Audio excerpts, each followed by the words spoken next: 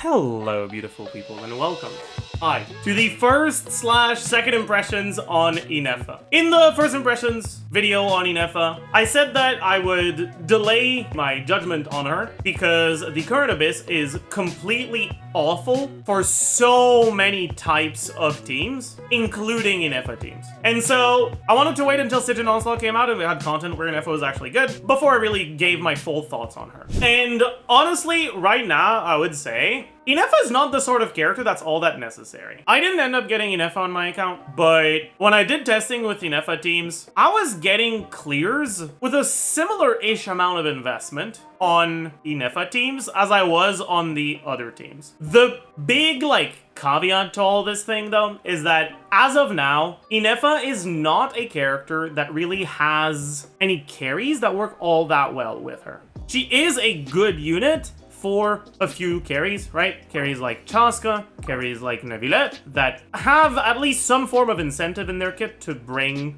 an Electro unit, and that don't really have synergy with the other Electro units we have. Or not the best synergy, at least. But we don't really have a carry that's all that reliant on Ineffa. What Ineffa provides to the team is Lunar Charge damage buff, and Elemental Mastery. But because we don't have a Lunar Charge carry yet, there is no character that benefits from both the EM and the Lunar Charge buff. Things are gonna change when Flins comes out. And, I get a slight leakers warning here. We're gonna talk about Flins a decent amount in this video. So, unfortunately, if you want to avoid leaks, this isn't the video for you, I'm sorry. Anyways, Ineffa's basic purpose is enabling quote-unquote Lunar Charge teams, but the Lunar Charge reaction itself isn't that good. You'll see your Lunar Charge procs here and there. Remember that the Lunar Charge damage happens once every 2 seconds. You'll notice that it's not that much DPS, even in the best case scenario. It's not completely irrelevant. It's often better than what Electro Charge will give you, but it's not that insane. And so Ineffa functions a bit less as a team or reaction warping character like Mila, and a bit more like a reaction buffing character /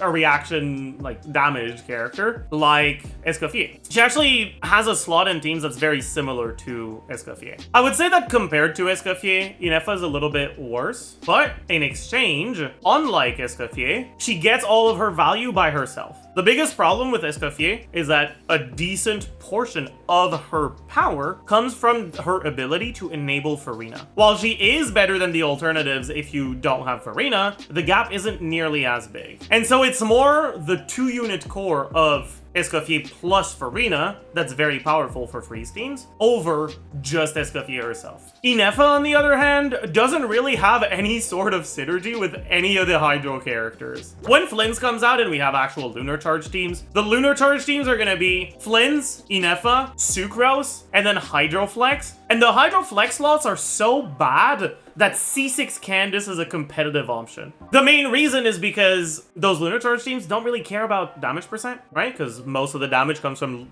Lunar Charge direct damage, and that Lunar Charge damage does not get increased by damage percent. It's not tagged as Electro damage, but doesn't get increased by damage percent. And so all the damage percent buffers like Farina are a lot less valuable. The only reason why Candace is good is because her burst cooldown is 15 seconds, which means that she doesn't extend your rotations. Unlike a character like Yelan, who does extend your rotation by about 2 seconds from her 18-second burst cooldown versus Flins and Ineffa's 16-second cooldowns. Anyways, in the current state of the game, I'd say that Ineffa is a fairly low value unit. She is definitely able to get through Lunar Charge stuff, and obviously content that's designed for Lunar Charge, like the Cactus, Ineffa's gonna feel good in this content, but she's not your only option. If you're not trying to go for Dire, if you're just trying to go for Fearless, Double Hydro Hyperbloom passes the DPS check on Cactus. And so the character like Ineffa is just not necessary at all. And if you are looking for Dire, it's gonna be real difficult to get yourself a Dire clear with just Ineffa without having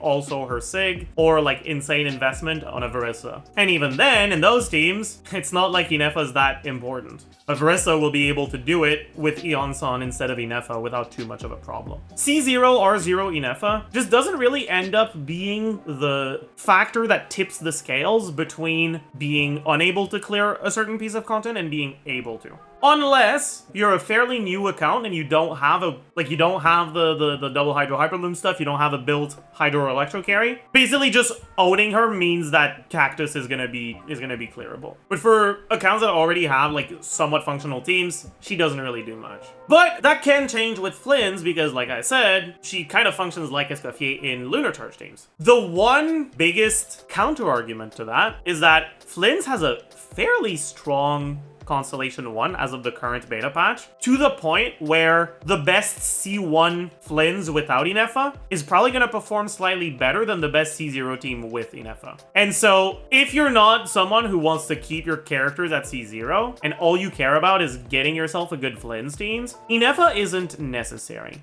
She will be part of Flynn's best team, and you should probably go for her eventually. But in the short term, if you don't have enough primos to guarantee both of them, I'd say you're much better off holding off and waiting for an Ineffa rerun. And if you want a really powerful Flins, you can just get his C1, if you end up getting an early Flins on his banner. Another factor that makes it kind of difficult to evaluate things for her is Columbina. Columbina is going to be the like pseudo Archon, the Archon equivalent in Notcry, and most likely they're going to make her good. Now, it's a bit unclear for now whether Columbina is going to be a carry or a support. We've had conflicting statements from leakers. Some people say she's going to be a carry, some people say she's going to be a support. Whether she's a carry or a support, there's a very high likelihood that some of her teams will use Ineffa, right? She is incredibly likely to be a lunar-focused character, whether she's a carry or a support. And if she's a carry, her lunar charge team is probably going to be pretty reliant on having Ineffa. And if she's a support, then she'll be replacing the current shitty Hydro slots for Flynn's teams. But it's a bit difficult to predict how important Ineffa is going to be in those teams, and more importantly, characters get reruns. Ineffa doesn't strike me as a sort of character that's like kind of a throwaway. I feel like Ineffa's design lends itself to the possibility of having reruns more often than other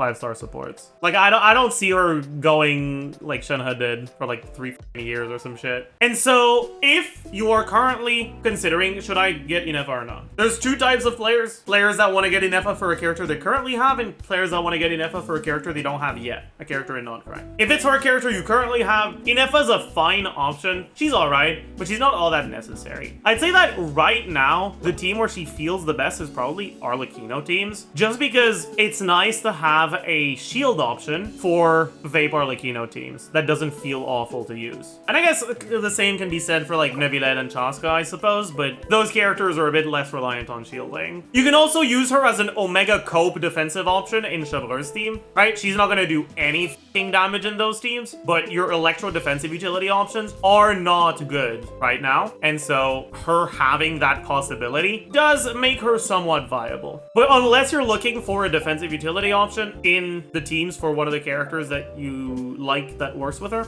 I honestly don't consider her to be all that valuable for the current characters. She's something you can consider, but she won't be a major upgrade, and you're probably better off saving your primos for something else. The other possibility is for a character that's not out yet. If the character that's not out yet that you want is Flins, I think that Ineffa is definitely worth considering if you have enough primos already to go to hard pity 4 times. Not hard, but like almost hard pity 4 times. Like, you need to be able to guarantee both Ineffa and Flins. Because like I said earlier, if you don't have enough to guarantee going to pity 4 times, you end up losing 50-50, then getting Ineffa, and then losing 50-50 again on the Flins banner. You're gonna feel completely awful, and you're gonna feel like you have to spend money to get Flins so as not to waste the almost 300 pulls you've already done. That's how they get you, man. So if you have enough to guarantee pity 4 times, I think she's a pretty solid character to go for Flins. If not, I would probably hold off until a rerun. Get Flins, and if you want a very powerful Flins teams on release, you can consider getting his Sig or a Constellation if you end up getting lucky and getting Flins earlier. And finally, if it's a character, I guess no, we should also talk about Llama. If you want to get her for Llama because you've been Nevilette Hyperbloom pilled, with the current iteration of Llama losing the Hyperbloom crit buff when you have 2 Nogcry characters, I think that's cringe as and I hope they change it, but right now, yeah. Anyways, finally, if you want to get Ineffa for a character that's not released yet, I would 100% just wait and go for a rerun. I guess there's like another type of player, which is people that just really like Ineffa and that want to play her as a carry. And if that's you, then, I mean, don't f***ing listen to me. Like, have fun. Anyways, that's pretty much it for my like second impressions, I suppose, on Ineffa. I'll be talking about her in more detail in the post-release video, so you can look forward to that. Subscribe so you don't miss it. But overall, I actually kind of like her balance. Like, she's in that sweet spot where she's powerful enough that she doesn't feel bad to go for, but as someone who doesn't intend on pulling Flins, I don't feel bad skipping her. I don't feel like I'm missing out on that much. Anyways, I hope you enjoyed, hope you learned a thing or two, and I will see you guys in the next one. Bye, YouTube.